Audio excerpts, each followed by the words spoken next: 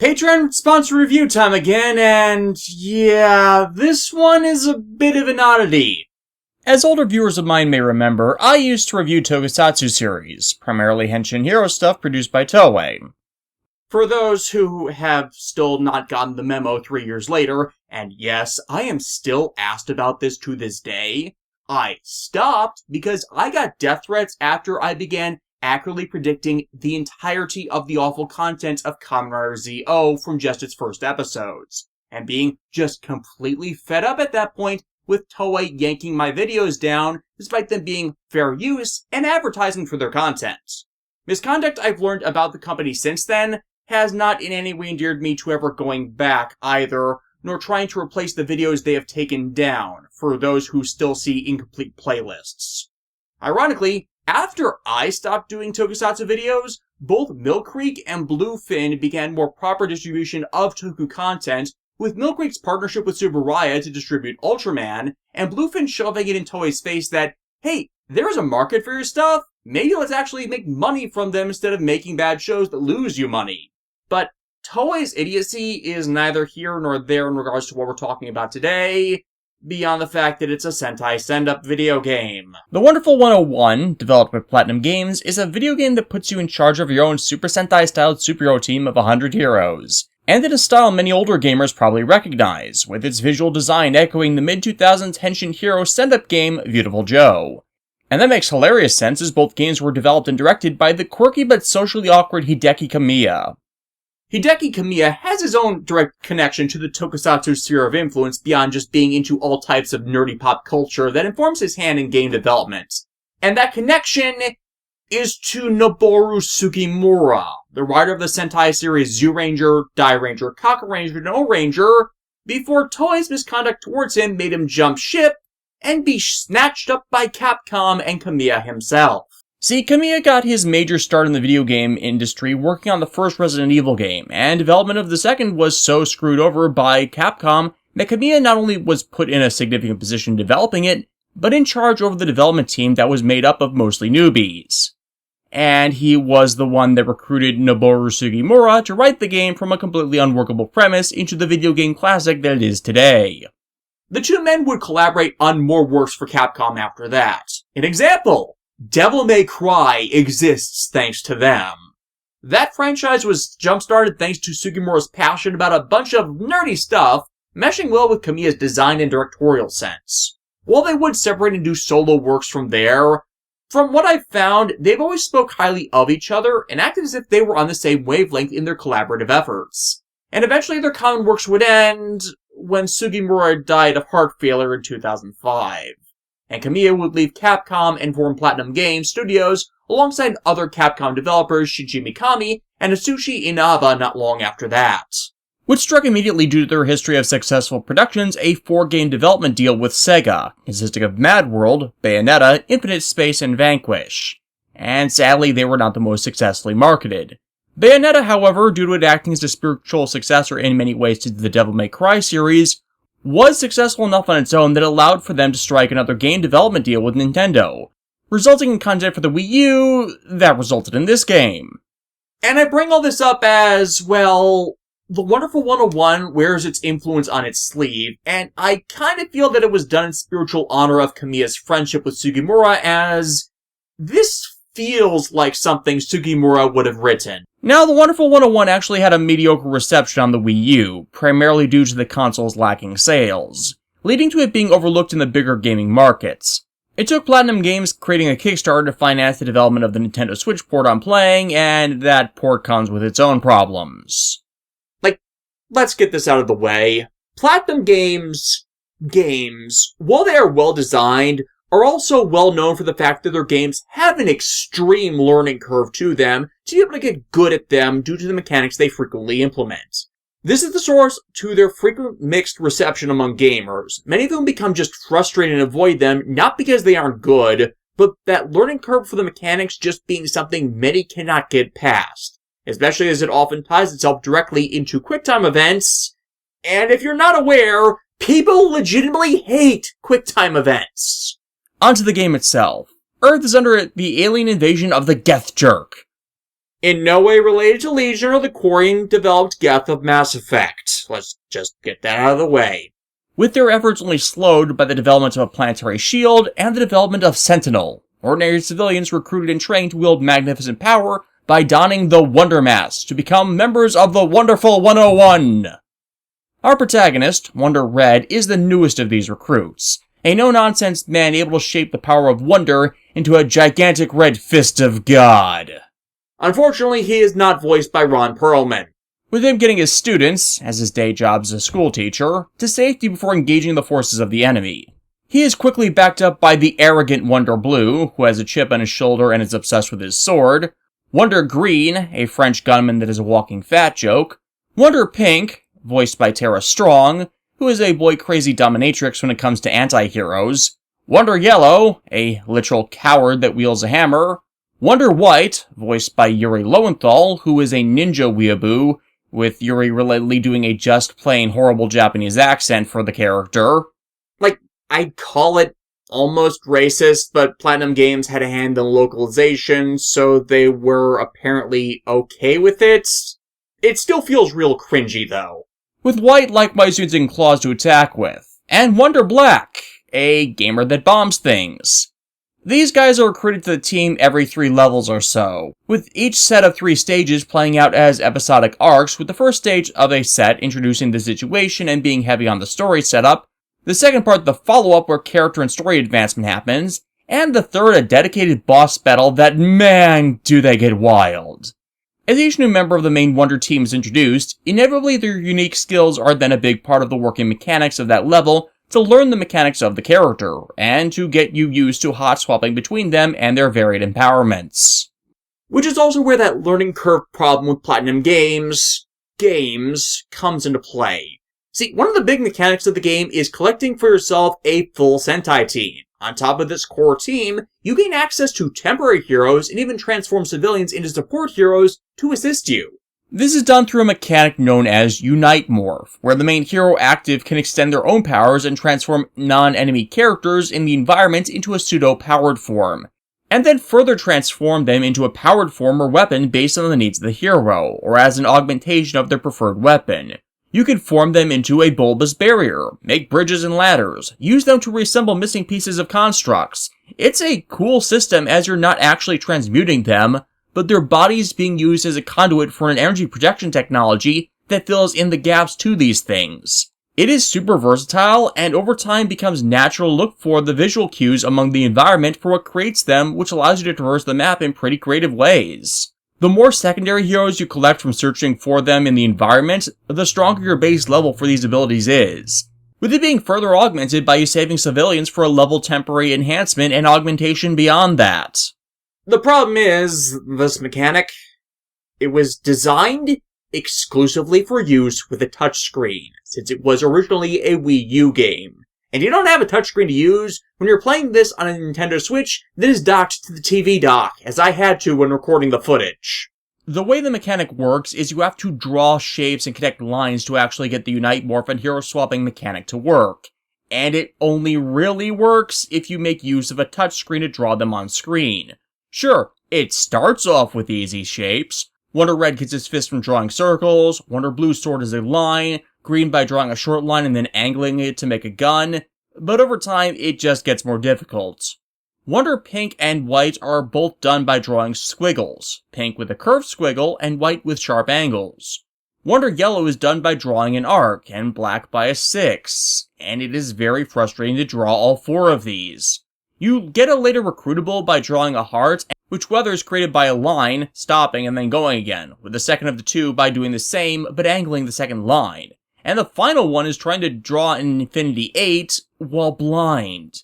While these are easier, they're still not simple to do without a touchscreen. So how am I going about doing it without such? Right control stick, and it doesn't work, at all. I cannot draw the symbols I'm supposed to on demand, and thus I screw up and die in this game a lot solely because of that. No joke, this one mechanic and its adaptation for docked TV play on the Switch screwed over most of my enjoyment of the game. And not helped at all that several times throughout the game, the symbols you draw are not shown on screen. This particularly happens most frequently in cutscenes and QuickTime events, which makes it impossible to tell if you're drawing the proper emblem. Yeah, there is a visual cue with the Unite morph shapes you draw, so you'll know if you're anywhere near what you're supposed to be doing if the drawn line goes off screen, but it is immensely harder to do. Now, I'm not against this mechanic in principle, and it's a nice, fun idea to be a bit more interactive in deciding your hero to solve gameplay puzzles and the like. But if you're not drawing the shapes yourself on a touchscreen, the execution of the console version of it just completely sucks.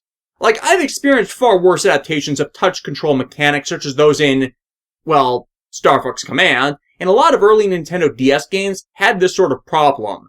But trying to play this while my Switch console was docked to my TV in order to record footage, yeah, it was like pulling teeth and led to me almost quit playing a few times, as trying to do it was messing up my hands. Even by the game's end, I still did not have a handle on the controls and was fighting my own motor control issues to actually play this with the things the way they are. And yeah, I understand this is a port of the original, where it was intended for the touchscreen to be right there with you as part of the Wii U's controller, so it wouldn't be a problem. It wasn't because of that in the original release. But I'm not playing the original release, and using the right analog stick alone for this mechanic just does not work. Like, I get why they didn't strip it out as it's a core gameplay mechanic, but there's no good way to do it if you're playing the game with your Switch docked. And again, to be fair, the levels are designed so you get to learn the mechanics of each symbol you need to draw. And outside of the QuickTime events, you are given ample time to learn the motion at your own pace to get it down with time, patience, and practice. Hell, the levels once cleared are designed to be replayed so you can collect more rewards to buy stuff in the game's upgrade shop and clear the pure platinum level achievements, so it's clear you are meant to practice more with them if you need to. But if you're speedrunning the game or playing it for the first time, it is a pain to learn and use without access to a touchscreen, and my hands seriously hurt with the repeated redraw. And I know I complain about my hands hurting a lot with certain game mechanics, but that's the truth of the matter. A lot of game developers don't realize the stress and physical thrashing their mechanisms can put on their players over time, and that adds up. I've been a gamer for over 2 decades, and it's always bad when a game ends up doing that to me. It's, again, why I'm primarily an RPG person. Yeah, the repetitive motion can cause a different form of injury, but at least I don't risk breaking my hand just trying to do what a programmer mandates I have to do to get past something, as is the related common hatred towards QuickTime events. So yeah, Unite Morph is a fun mechanic, but it's hard to learn to do while the console's docked. And just to get away from my criticism for a moment, let me just gush about something I loved about this. The comedy of this game is absolutely hilarious. Sure, not every joke hits. I personally felt the Wonder Green isn't endlessly eating fat-ass gags to be a bit overdone an example, but all the persona of the cast play really well off of each other, and the villains to fantastic effect. No joke, oh irony since I am talking about jokes, if I were to compare this with any real Super Sentai or Power Ranger season, I would mostly correlate it to the works produced by Sentai's lore master and longest continuous writer, who has done the job for 30 years on and off now, Naruhisa Arakawa, and his usual band of misfits who come together for great justice. Or something that came from the just great all-around writer Riku Sanjo in his one addition to the franchise Kyoryuger. As I've said in reviews of content of theirs before, there is just some perfect element of balancing between their works that always manage to connect with me and make me smile, even if I'm not totally on board their works. Hell, even the peculiarities of some of Toshiki Inoue's sillier stuff, Hirohisa Soda's unrepentant insanity, and the humorous sadism of Yasuko Kobayashi get tossed into the blender a bit here depending on the scene. Though again, I feel the greatest influence for a lot of this came from Noboru Sugimura's own efforts in relation to Henshin Hero works and the delicate balance that is needed in such material to retain the seriousness of your story and its antagonist to actually make people want to come back and tune in. And yet not forget the fun that can and does endear the audience to the cast, and then wanting to get through the insanity they find themselves in. Again, why I, and by ratings and reception actually most of Japan, like Naruhisa Arakawa the most of all the Super Sentai writers, as he knows how to directly and easily find that balance. And it's heavily found through grounded heroes and their personalities clashing against the surrealness of a monster or alien-infested existence. Oh my god, we're being attacked by the credits! Oh hey, the Wonder Chef hitched a ride at a Symphonia and sent himself here to fight the Dark Chefs Alliance. Under your arms or you force us to use force! Ha! You don't know the meaning of the word! Wonderful 100! Diplomacy fails again! You are so hot! What did Red say your name was?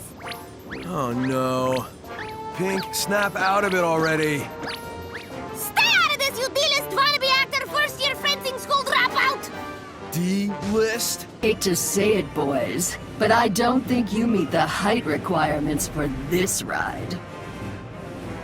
You've only got one hope to defeat Vorkin. I've got it! Arson! Wonderful 101 marks the same balance. It's a cataclysmic alien invasion. Everyone on Earth is at risk of death and genocide. And yet the situation the cast find themselves in along the way to saving everyone can just sometimes, through no fault of its own, end up wacky. It's human versus environment. It's situational comedy. It's exploration of the character as they're put out of their comfort zones, and it just plain works. Hell, it does its own take on message commentary delivered through proper integration of it into its narrative. Luca, what are you doing here? I told you to hide and stay put! Luca, recklessness is never bravery. This was what I was talking about when I was reviewing Kyoryuger. So besides fighting the alien invaders, what's the actual story to this? Well, there are a few different tangents the story pulls us into. First and foremost, the Geth Jerk are trying to destroy the planetary shield protecting Earth by attacking its transmission and power relays, hidden within Statue of Liberty-styled monoliths sequestered over the planet, which are all managed by a central computer known as Mother Platinum. Because of course they do that. Which ties itself into the backstory of both Wonder Red and the supporting character Luca, who is one of Wonder Red's students. Wonder Red's father was an official who sacrificed his life to save his son in an earlier attack when one of the Elder Wonders lost their transformation trinket. Thus the only way for them to survive was to get it back to them, and the current Red's hesitation led to that death. While it's not as obvious as it's not focused on, that death does weigh on him. The man, while being the newest of the Wonder ranks, is super diligent and no nonsense about his job and his responsibilities. Having seen death from a young age, it's led him to try and exceed every standard of excellence, to the point he has perfect memory for names, does everything he can to defuse hostile situations, stays on task. He's the perfect field leader for a team despite his relative inexperience, and his seriousness reaching its own level of hilarious in how he's unflappable even in the most weird of situations and takes it in stride. Hell, to also tie Wonder Blue's story into this, well, Wonder Blue lost his brother to the Geth Jerk, General Vijone, who betrayed him when she first appeared as an allied alien party assisting Earth. And Blue goes off the rails whenever she shows up, and is only eventually stopped by one, Red beating the crap out of him after he almost kills himself and the rest of the team a few times in his recklessness, and two, Captain Nelson, the retired Wonder involved in the death of Red's father, informing Blue of what went down, with Blue then realizing on his own that the first villain general of the game the group took down was the murderer of Red's father, and he at no point sought vengeance on his own or went off the rails to close for unfinished business, because in the end, it would never bring back what he lost, nor remove the weight of regret for what his own failure and act caused. Red instead seeks redemption for his failures in childhood through his own service in the Wonders, and to save those from screwing up and endangering others in the same way he did, which would leave them drowning in their own sorrow and regret. Which directly parallels Luca's story. Luca's mother was the inventor of Mother Platinum, and died to bring the system that protected the planet online. As a young child when that happened, and likewise the death of his father leaving him alone in the world, he just doesn't understand the big picture reasoning behind why that all happened. Double-O Schmumble-O. How can they save the Earth when they can't even save one person on it? We're better off without them! This leads to Luca appearing to want to confront the boss of the Geth Jerk on his own, throwing himself into trouble again and again, seeming on his own revenge, a story like Blue's, but from a reversed angle, in that he hates and wants revenge on Sentinel for their failure to protect her, but not understanding the cost of his actions. Green, Pink, Yellow, White, and Black, by comparison, don't really have stories in and of themselves, sorry to say. They're just used as supporting comedy, which allows them to feel as tangible individuals, just not with significant plot relevance. The most we get is Pink going gaga over the game's dragon, Vorkin, a space pirate forcibly allied with the Geth Jerk, both of his own volition, to rampage and dominate across space alongside his first mate, Chugi. Yes, seriously. But also on his own vengeance quest in honor of his lost home, one destroyed by the Geth Jerk years before, thus seeking the strongest army in the universe to submit to him so he can revolt and rampage over them as well. The only other survivor of the crisis being Vorkin's sister, Immorta, who in the wake of their home being destroyed joined the Galactic Patrol, only for the Galactic Patrol to likewise be destroyed by the Geth Jerk as well, an act Vorkin helped with.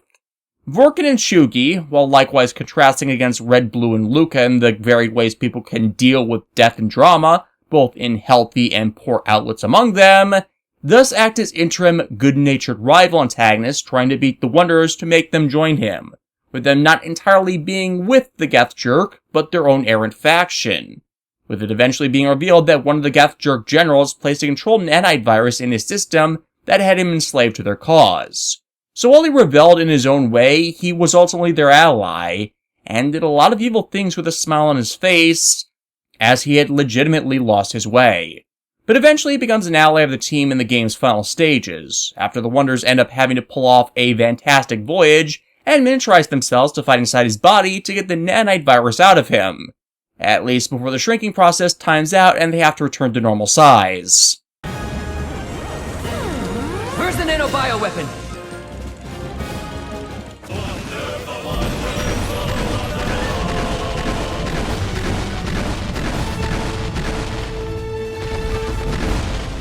And nothing of value was lost. Wisely, the game also doesn't pull the "he was controlled, thus I can forgive him" card in regards towards Vorkin's conduct, as there is no absolution from these actions he committed just because of the revelation he had a metaphorical bomb in his chest.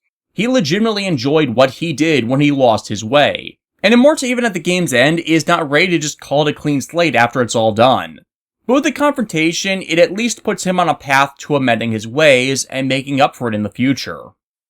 That's honestly something that gets messed up in a lot of fiction. You treat someone who had a reason to do awful things and just went too far in their conduct as irredeemable, while simultaneously considering a man who willingly and wholeheartedly enjoyed hurting others and committed unforgivable acts as someone who could be changed and nurtured, despite showing no visible signs at any point that they could become better than they are.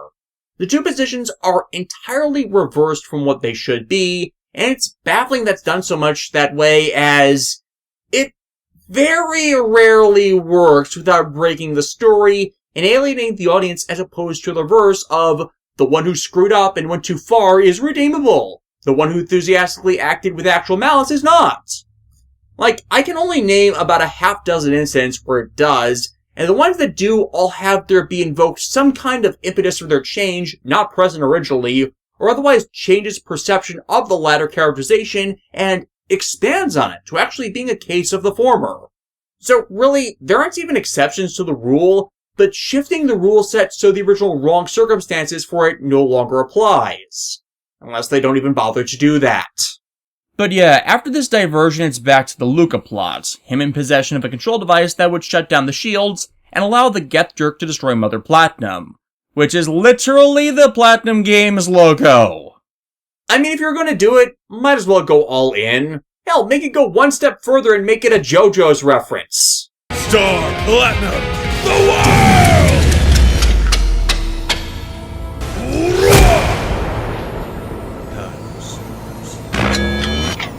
Holy crap, Mother of Platinum summoned its own stand. I was kidding! Actually, here's the thing about this. Mother Platinum? Actually, Luca's mom. She had to transfer herself into the system to get it to work in the time they had, thus meaning that Luca's whole revenge scheme is going to actually kill her. And contrary once again to bad writing tropes, the Wonders don't 1. Make the connection as Luca was going under a pseudonym until late in the story, and 2, after this revelation, they have no opportunity to actually tell Luca the mistake he's making until it's far too late. It's legit tension and drama as Luca has the epiphany about what he's done, and it's only by Mother Platinum transferring herself into the Platinum Robo she is able to survive. Luca joining with and augmenting its abilities, and thus allowing the Wonders to go on the counterattack with their own giant robots, taking it up into space, arming themselves with a defensive cannon originally part of their self-defense network, and blowing to hell the Geth Jerk Armada. To have another aside to the gameplay, one of the things that makes this game fun is, well, outside of the general travel through the environment to fight the baddie stuff, there's a lot of fun and unique minigame stuff and unique level designs and boss encounters, making no stage of the game feel repetitious. There are levels where you need to traverse water, invert your personal perspective of gravity, fight on top of and climb across robots, or pilot them yourself. There's a lot of cool utilization skills like using Blue's sword to open gates, or the number of Wonders you recruit to move locks and keys into place, on top of all these amazing set pieces that make a fun and memorable experience. And it's hard to beat the image of using a giant robot to completely reorient a Universal Century Gundam-styled side colony laser to just blow away an attacking armada that has annihilated the forces of the entire galaxy. And with that, there's our victory!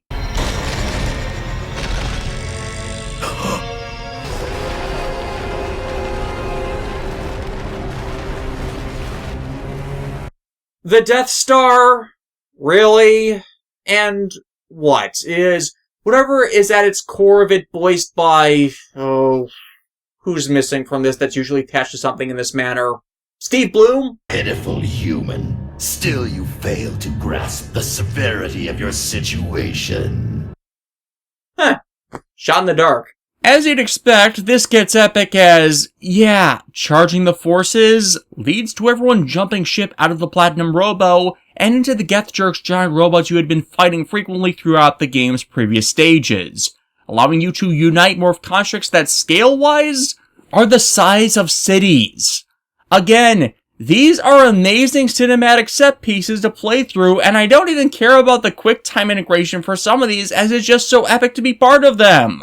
But yeah, the giant brain named Jerginga that Steve Bloom's playing, it has the strangest motivation for doing this. It's apparently from 1500 years in the future. Yeah, it and the entire Geth Jerk Armada came back here, began their campaign of murder and conquest across space, because in the future, the Earth and an entire coalition of the world's Jerginga attacks came into Geth Jerk space and wrecked their stuff up, with the future successors of the Wonder Power system being their shock troopers at the front of their armadas. The Geth Jerk worlds were slaughtered, their last survivors being this entire fleet and weapons that came back to assault everything, and via time travel, prevent the Coalition's worlds from ever gaining the power needed to slaughter them.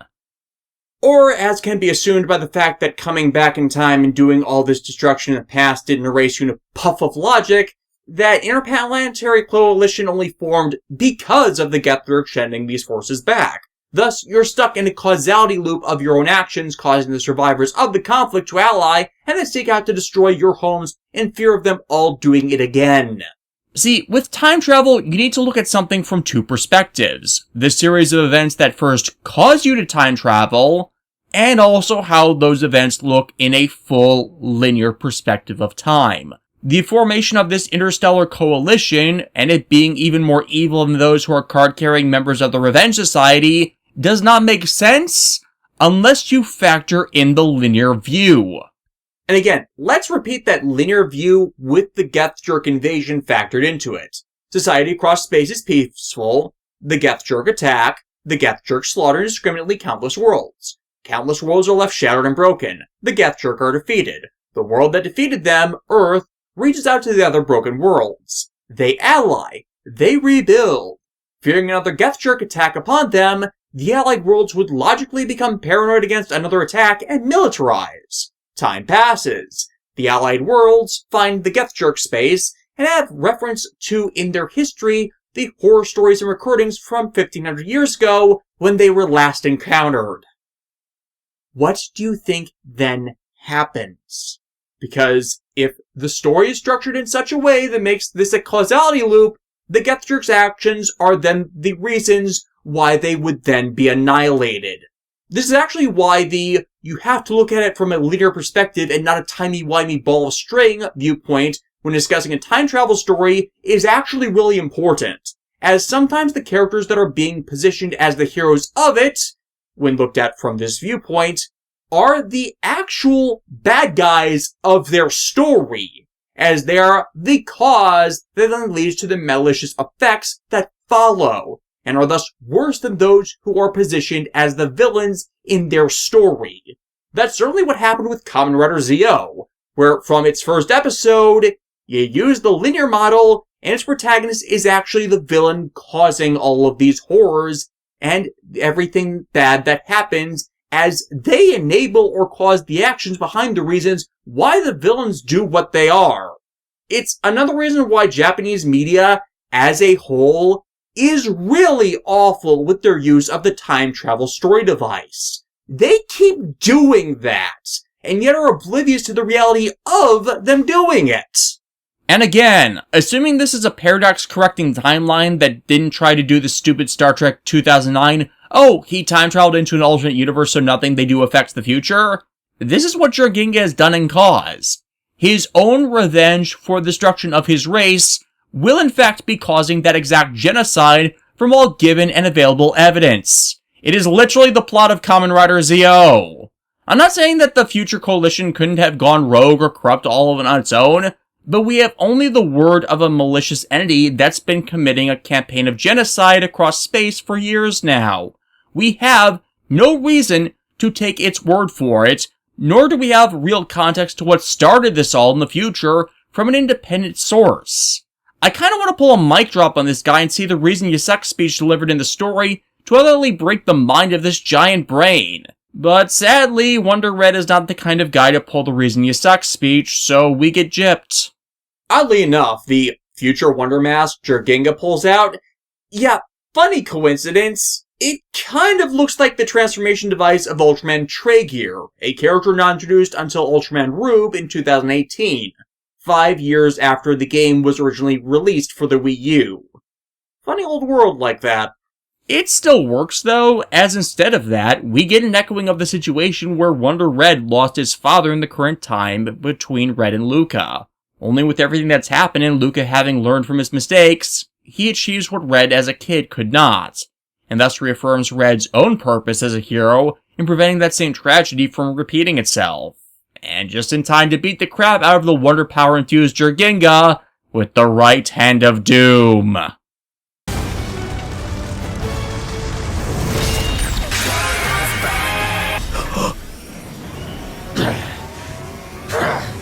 Don't know when to give up, do you? My mask!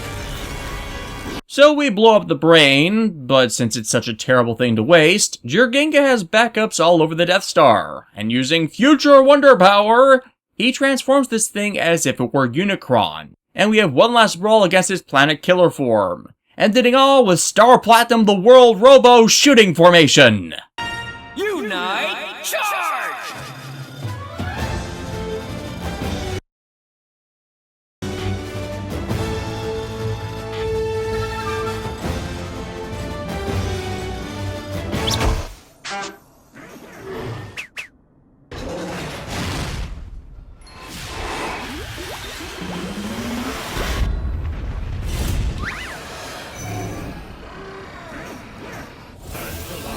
Final Ultimate Legendary Earth Power Supermax Justice Future Miracle Dream Beautiful Galaxy Big Bang Little Bang Sunrise Starlight Infinite Fabulous Totally Final Red? Wonderful Arrow!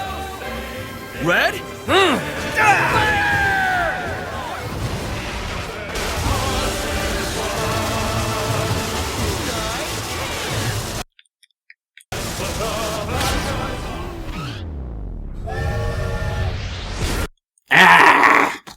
Have I mentioned how much I hate QuickTime events like this? Seriously, this is such a button masher to do even on easy that I had to hand it over to my roommates to do it, as I was once again at the point of spraining my thumbs. Hey, game developers, stop making us do this! I don't care if every death animation in one of these events is hilarious, so it makes failure not seem as bad as you get something out of it. It is still frustrating to fail at something just because you made your game require impossibly complex or rapidly entered button inputs.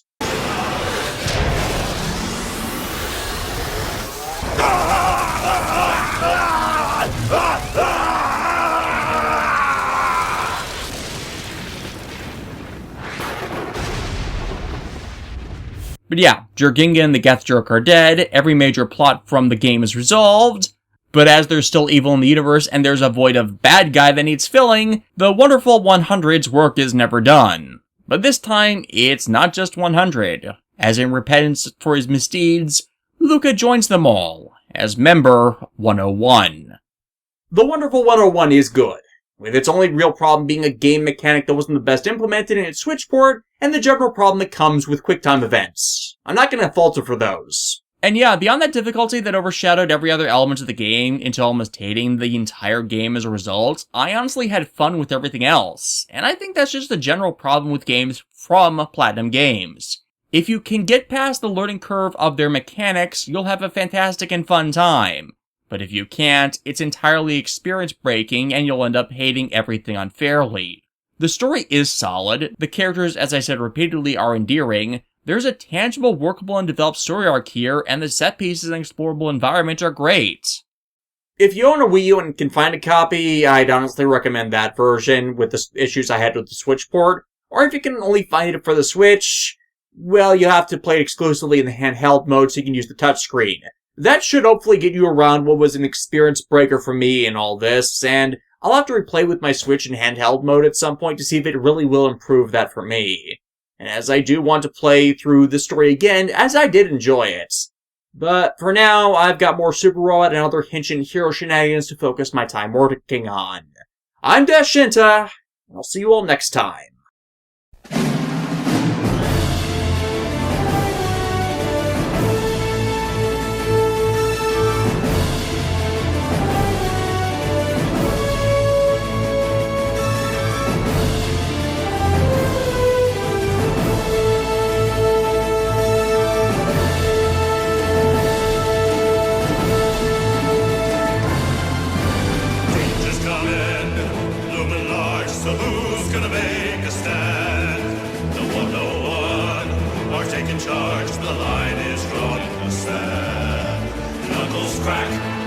Into 102 different ways, but each and every one has got the same thing to say. Unite, morph!